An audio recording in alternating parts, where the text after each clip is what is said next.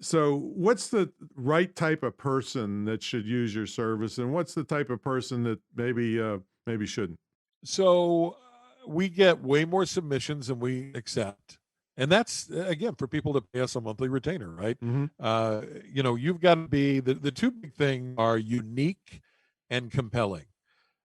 And so if you have a unique point of view on whatever the news story is that's out there, for example, I've got an author right now who's a researcher on COVID-19, but he takes the contrarian view. He's a guy who, from the beginning, says, lockdowns are not going to help. He had done his research, he had the numbers to point it out. And so he zigs while everybody else zags. So he's unique in that way. Yeah, but don't Um, they do they even let them on nowadays? They do, and there are two ways to do it. Of course, you put them on conservative media that makes sense, Okay. and then we also put them on as a point counterpoint guy, because boring broadcasting on TV, radio, podcast, anything is when everybody syncs up and you're all Yeah. sort of swimming in the right place.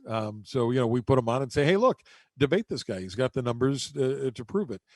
So that's the unique piece. If you got something unique to say, and it doesn't necessarily have to be a current topical news story, it can be anything that's different that makes you a little different. I'll give you one other example. One of my clients that I've had for years, and we're going to keep talking about my beloved home state of West Virginia. Right. Uh, One of my guys is the season 6 winner of America's Got Talent. His name's Landau Eugene Murphy Jr. Oh And yeah, I you remember remember that Landau? vividly. He sounds like Frank Sinatra.